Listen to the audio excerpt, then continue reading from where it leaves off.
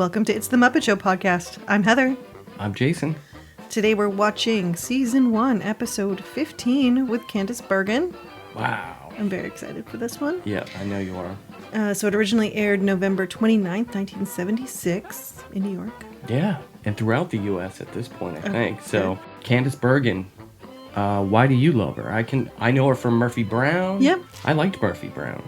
It was good. It was definitely a good, she does that kind of comedy really well. Yeah. She's a very strong personality. She's a very, she has these, conflicting parts of her personality. She was a supermodel in the 60s. Right. But she was just a super active feminist. She, marched against the war. She was very politically active, and usually in a lot of actors, that makes you be a very serious, stern person. But she just had this, she looked very Ivy League, but she was a really great comedian. Yeah.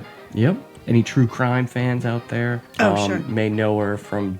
She dated record producer Terry Melcher, who was really famous in the 60s for producing The Byrds and a lot of other major bands connected with the Beach Boys. And where in California? In Hollywood, and they lived in the house where the Manson murders happened. Actually, they lived in it before the murders happened. Correct. The next people who moved in were Roman Polanski and Sharon Tate. She actually hung Christmas tree lights on the fence of Cielo Drive, and you could they were still there when the murders happened. And was she friends with? I don't want to. Was she friends with Polanski and that crew as well? Which wouldn't surprise me. Probably just marginally. Like party friends. She came from a Hollywood background, more with her dad being Edgar Bergen, the famous right-wing ventriloquist. And she was really in with the SNL crew, that's where I kind of went off on. So she was the first female to host SNL in their first year, and she came in really early in episode 4, and then she came back in episode 8 of the same year to host the Christmas show. And that's the one we were watching with the Kingdom of Gork. Right. So that's why I kind of landed on this SNL. Gork? I know I should know. Gorch. Yeah, jeez. Land of Gorch. And so she appeared, season 1, episode 8 of SNL. She's one of the original 5-timers, so she's hosted SNL 5 times. Oh, wow, yeah. Between 1975 and 1990, and one of the few women to do that as well. I think she's an interesting feminist in that she does what she's good at. She's very outspoken, but she just stays really true to her craft and just keeps pushing and doing these really fun things. Right. And then they definitely kind of lean into her, we'll talk about it as it goes along, but they definitely bring up her feminist ideals in this throughout the whole thing. Absolutely. Episode for sure. They let her have her voice, which I think is cool. Talking about the Land of Gorch being her Muppet connection. So Land of Gorch was part of just season 1 of SNL because it honestly wasn't that good. Yeah. Everybody kind of hated it. It was weird. Yeah, but Jim had the same manager as Gilda Radner and Dan Aykroyd and John Belushi, and Jim was worried that he was going to get typecast because he was doing Sesame Street, and he's like, I do Muppets, but it's, there was sex and violence. He has this other voice for the Muppets. It's not just children's stuff. So he wanted to make sure that people weren't typecasting him or his whole entire craft and business. I forget we haven't really talked about that on the podcast yet. So while the Land of Gorch, I get stuck on that one. While the Land of Gorch didn't stick around and they kept calling them the Ugly Nightmare Puppets, you can see the inspiration for the puppetry that he did in The Dark Crystal with the Skeksis and in that kind of development. Oh yeah, they were kind of much more disturbing Muppets. They were totally. Big lizardy looking cats, and they're showing off a lot of their craftsmanship. For sure. Well, do you want to hit on any more of her acting? She was on Boston Legal after Murphy Brown. She won a BAFTA award for Best Actress in a supporting role in Gandhi. Yeah. I've seen Gandhi, and I've only seen it a few times, but I honestly don't really remember. Looks good in a safari outfit. I could see that. Let's see. She made her screen debut in 1966 in the film The Group. She starred in... her early stuff was not great. Yeah, The Sand Pebbles Soldier Blue, Carnal Knowledge, which I can only assume is erotic. Risque. Yep. Yeah, I think she could have done more. Like, I feel like she could have become this, like... She was on Broadway, though. She was. And I love that so in Hurly Burly in 1985, she replaced Sigourney Weaver in that role. Yep. So these were two kind of powerhouses that replaced each other. She's had a few roles on Broadway for sure. Later on, she was at a kind of a smaller reoccurring role in Sex and the City. Mm-hmm.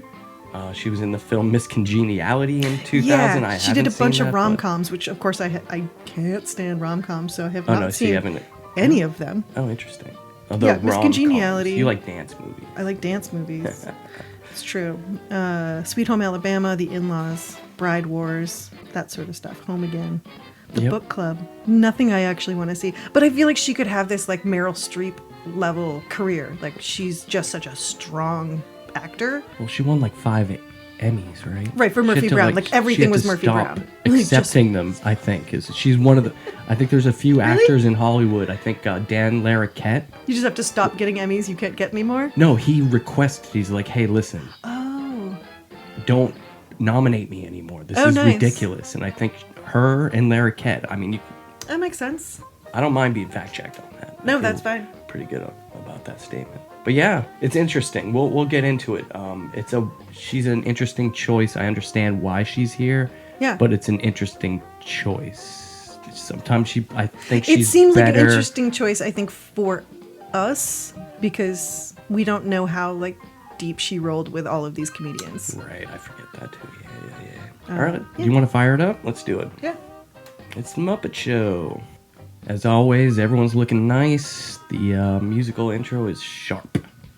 Love it. Sparkle tights. A little fuzzy. What has 1,000 legs and can't walk? 500 pairs of pants. Real bad dad joke. Yeah, real bad dad joke. Absolutely. Let's see if she gets the standard Muppet mob here.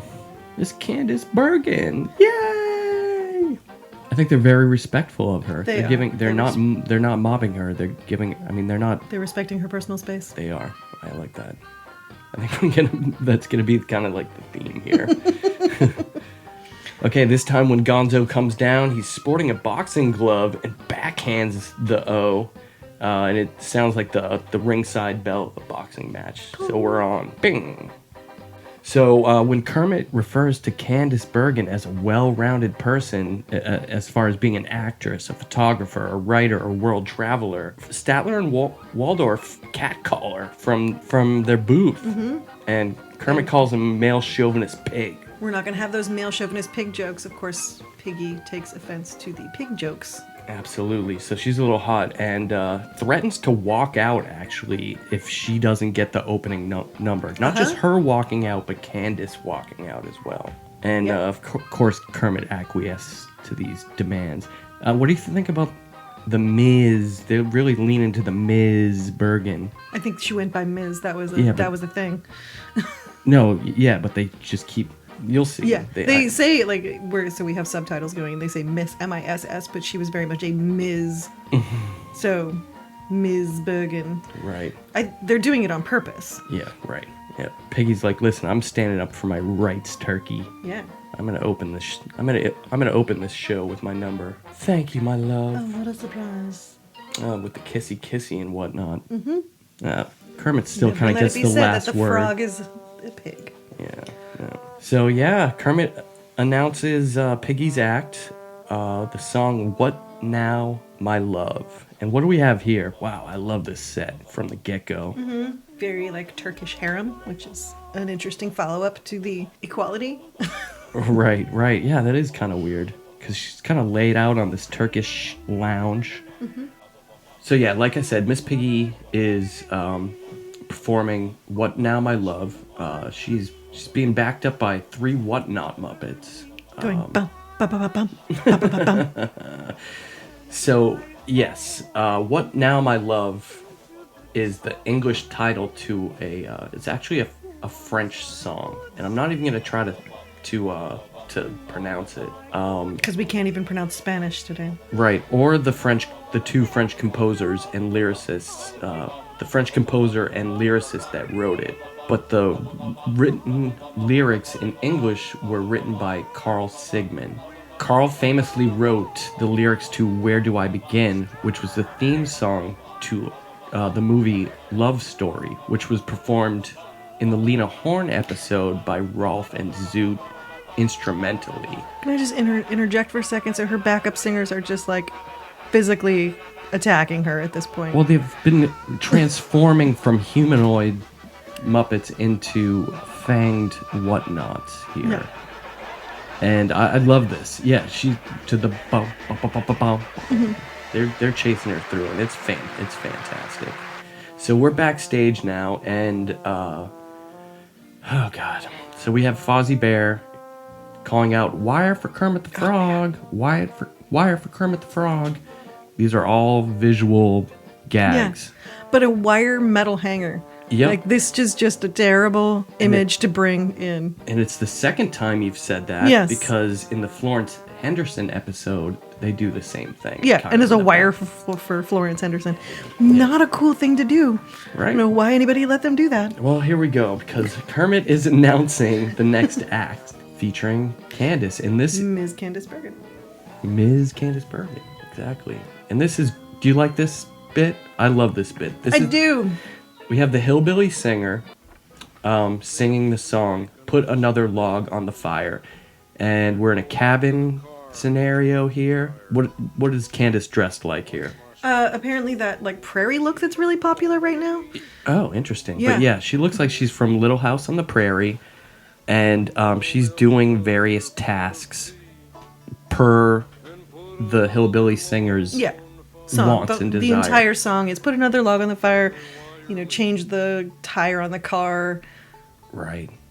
Do you know who Darn wrote this the socks. song? I have no idea. Shel Silverstein. Oh, of course. Which I think is fantastic. That's great. If you only know Shel Silverstein for his written work, he has some fantastic songs out there. He actually studied for a short time at the Chicago College of Performing Arts and worked with a lot of famous songwriters, writing songs with them and for them.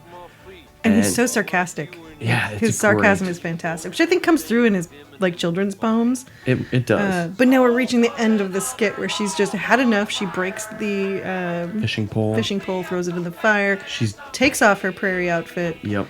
And is wearing the ERA shirt underneath. Yeah. I got to get in real quick that Shel wrote A Boy Named Sue. Oh, right. Made famous by Johnny Cash. But yeah, getting back to the skit, she is now in her feminist t-shirt. She's pulling the shotgun off the wall. Yeah, she's aiming both barrels at this hillbilly. Instead, she doesn't want to do any time. She blows the door open. Gives him the gun. Puts a bucket on his head and says, "You know what? I'm out." Yeah, I'm she just out. wrecks the place. Wrecks the place, exactly.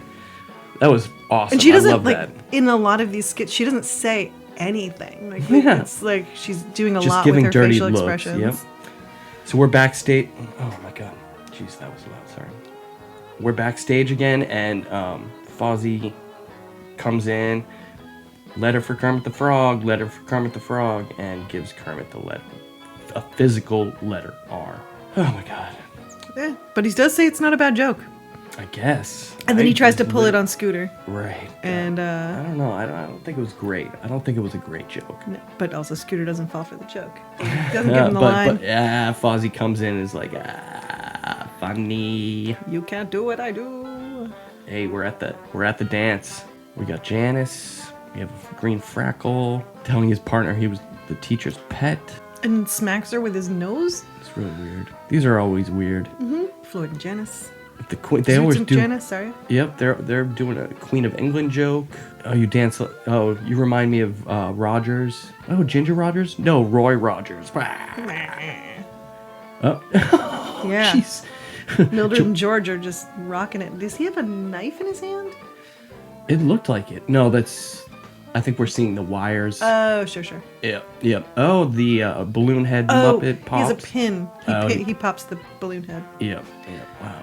Okay. Oh, see, she does look good in a safari outfit. That's so funny. I didn't even think of that when we saw this before, because the Gandhi But yeah, we're at Talk Spot here, and this time the segment is Does Travel Broaden the Mind? And we find out just how educated Mildred is because she has an MA, BA, something. They've mentioned her credentials before. okay. But yes, Mildred's highly educated. And Candice is playing Miss Clara Cartwell, and she is indeed dressed in a safari outfit. And she indeed does look good. Europe on $5,000 a day. No, it's Europe on $50 a day. Her little accent is really adorable on this. Yeah. I just diminished her so much. Her little accent is just adorable. So Richard Hunt is playing Piggy in this segment, so it's the not weird the. voice. Yeah. At one point, Sam and quote Clara discuss Marcello Mastroianni. Sam assumes that's an Italian soup, and it's actually a foreign film actor. Mm-hmm. So it's kind of a weird. He says he ordered it at a restaurant, and I think she asks him what he received. And oddly enough, Sam kind of tries to make time with Mildred. Absolutely. Not Mildred. Candice. Clara. The Clara character here. Well, he wants to be respected. Right. And she's the, reigning authority. Sure. They make a weird bald joke, a rug joke about Sam being a bald eagle. Mm-hmm.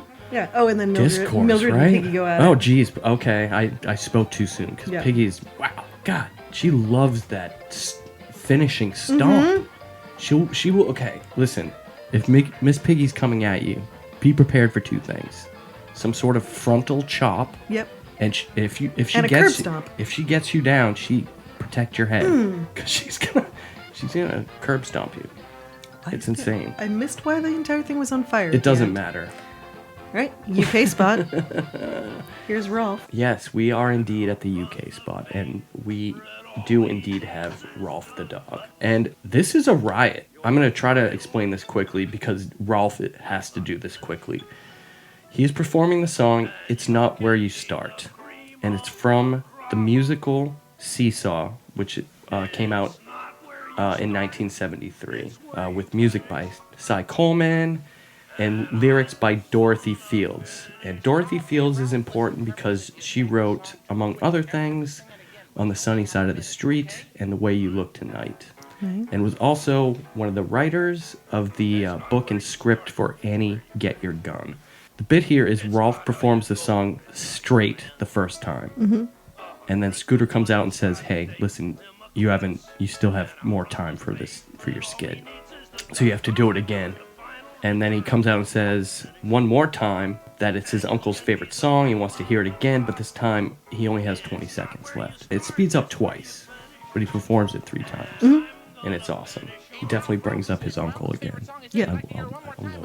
We should Yeah, note he that. comes back to that passive-aggressive little Muppet. Oh my God. He was out of breath, too. So I miscommunicated the previous spot. I called it the talk spot, which it was actually the panel discussion. Oh, sure. This is FaceTime with Kermit. Actually, the talk spot. Yes. So we have Candice taking pictures of Kermit. And he wants them to be candid, but Kermit doesn't know how to be candid, apparently, like most Instagram models. Right. So yeah, he's posing in all sorts of different ways, trying to be natural, and not really achieving that at all. Here, get my good side. Oh. No, what is Kermit's good side? Well, we're trying to find out here. Head on, apparently, is what Candice. She wants a serious look. Wow. That'd be nice in black and white, serious Kermit. Yep. Oh, we have Sweetums coming in here, and it starts admiring Candice's camera. Which she has an insane lens on one of them, which is actually like 1, 2, 3, 4 lenses plus a like extender. I mean, it's comedically large. Yeah, and Sweetums eats it. Yeah, well, it did look delicious. Although Sweetums says he's tasted better. Look at that blouse. What are those? What kind of flower is it? Maybe? Thistle? It kind of looks like a thistle. It does. A thistle. Wow, she is coiffed. Oh, too. she pulled Kermit's line. Cute show. Oh, did the cute. Yeah. Woo! What do we got here? Swedish chef. Swedish chef in his new kitchen. I like the old kitchen better. Yep. What's he making? Spicy saucy. Spicy chili juice? So Sorry, I love the subtitles on the Swedish Chef. Yeah. The spicy Oh, here's the hotsy totsy. Spicy chili juice. The pepper and sauce. Sorry, that's gonna Oh my destroy God. me for a while. Wow. Woo. So yeah, as he makes the sauce here, the first time he tastes it, he is definitely steaming. His ears are steaming. Yeah. This is what happens to me when I eat hot stuff. Yeah, honestly. to be alone. Yep, I like to be alone. Oh, the spicy seasoning. Hotsy totsy. Oh my God. Yeah. So he's just Whoa. dumping in. Oh my God. He just keeps dumping in more and more pepper juicy. Spoiler alert, he explodes at the Yeah, end. spoiler alert is at the end. His ears His hat blows pour off. smoke out, like even more, and his hat flies off. All right, now we have Candice being a model for the art class. Yep, this is the next skit here. And this art instructor here, this French Andre is his name, is singing the song Look at That Face as other Muppets paint Candice. And they're all painting her in their likeness. So Piggy is actually painting Piggy. Yep.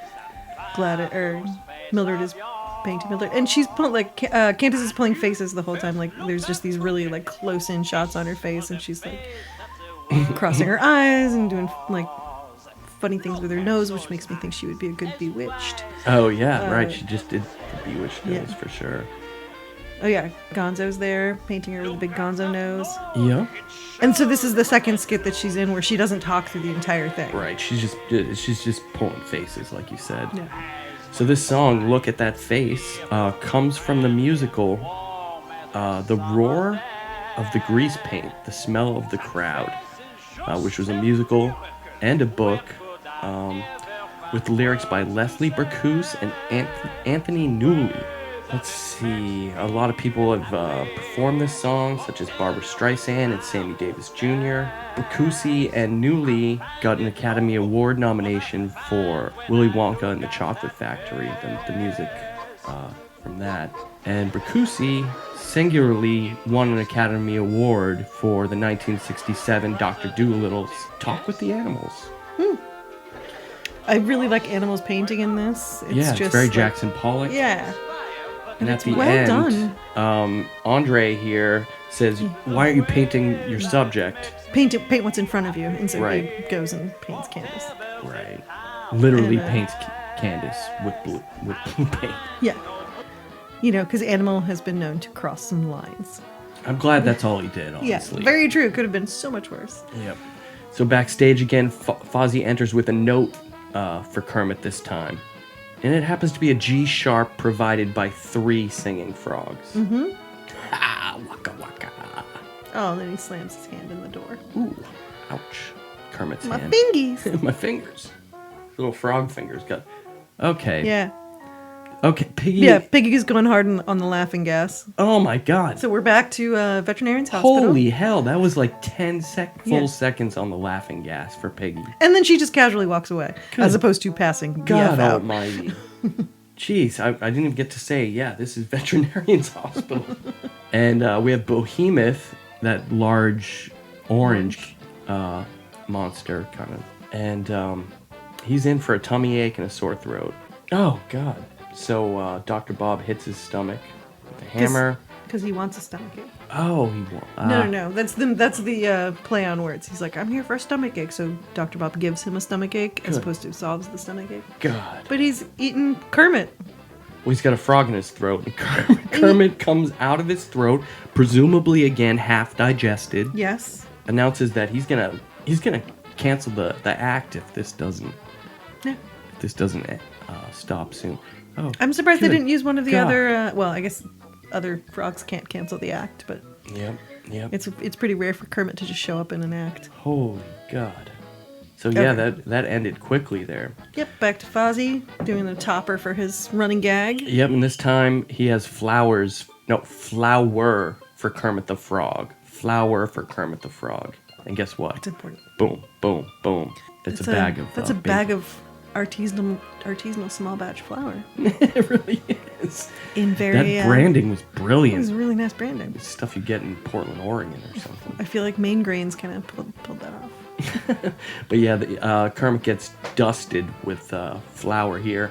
And Piggy stands up for Kermit. Yeah. And Curb stomps him. does the patented Piggy attack. For some reason, Kermit looks like a beignet when he's covered.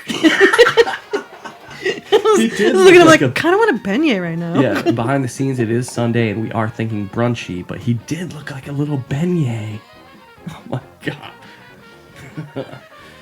All right, so we have Gonzo jeez. singing his little song. He's singing Friends. Oh god. And, Candice and Gonzo are singing. and she has sort of like a talking singing voice, but she does have a really nice singing voice. Yep, I don't think she's a trained singer, but Well, she was does Broadway. she does a right. Okay, fair enough. But she's hanging in there. Yeah. She has It's a a unique- very down to earth singing voice. It's not like a Lena Horne. Right. So Friends, it's a very positive, upbeat song, and this was made famous as Bette Midler's theme song. Sure. She had a number one, she had a hit Bette Midler had a hit in 1973 with it, and like I said, it became kind of her theme song after that. I haven't looked ahead. Was Bette Midler ever a Muppet guest? I feel like she was. I can't wait for that if she was. We don't add stuff in after. I feel like you can fact check that while we get to this. So just quickly, even though it was performed by Bette Midler, most famously, it was written by Buzzy Linhart and Mark Moogie Kingsman. And Kingsman especially has a wild history. At 16, he joined the band Jimmy James and the Blue Flames, fronted by a young Jimi Hendrix. In 1966, he was expelled from high school for performing in a jug band with Andy Kaufman. What? And later he replaced Barry Manilow as Bette Midler's musical director. So that guy was a trip. Wow. I need to see that Jug band I need to performance see that with jug Andy band Kaufman. Jesus Christ. Yeah. So yeah, wow, that quickly brought us to the end of the episode. Mm-hmm.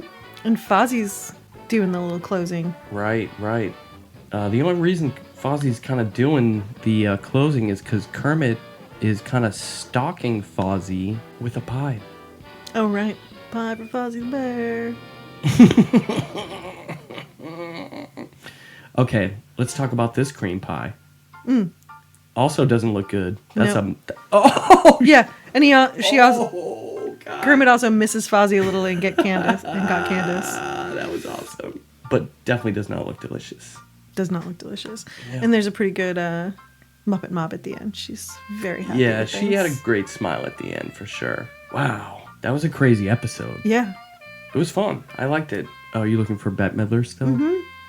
Supposedly she was. I can't find it though. Anyway. We'll get back to that. Well, what did you think of this episode? I thought it was great. I really like her. She was great. Yeah. I'm into it. I've rewatched this one, I think, more than any of the other ones so far. Awesome. And at the end, Statler and Waldorf say they have to see a doctor because they're starting to like the show. Yeah. And I definitely liked this one. There was very little Statler and Waldorf. There was not. Well, there I wasn't was a gonna get to that. There wasn't a Fozzie spot, so we didn't get that heckling. Yep. But they also didn't cut away to them because they just kind of kept the male chauvinist pig stuff to a minimum. Yep. Outside that first comment, this is one of the only episodes where they don't show up doing that. And it won't happen again until season 3 when we see Raquel Welch. Huh. Spoiler. So who do we have next? We have Avery Schreiber. Oh my gosh. That's going to be very, very interesting. Yep. I'm looking He's forward to it. made of plastic? I don't know. He's great. He's an amazing weirdo. He's a very energetic man, for sure, and I'm looking forward to it. Yep. But until then, thank you for joining us. For more It's the Muppet Show podcast, check us out at itsthemuppetshowpodcast.com. You can also listen and watch full clips with us on YouTube at /It's the Muppet Show podcast, where you can like and subscribe. Like and subscribe. You can hear us on all major podcast providers, where we definitely want you to like and subscribe and give us a rating and a review.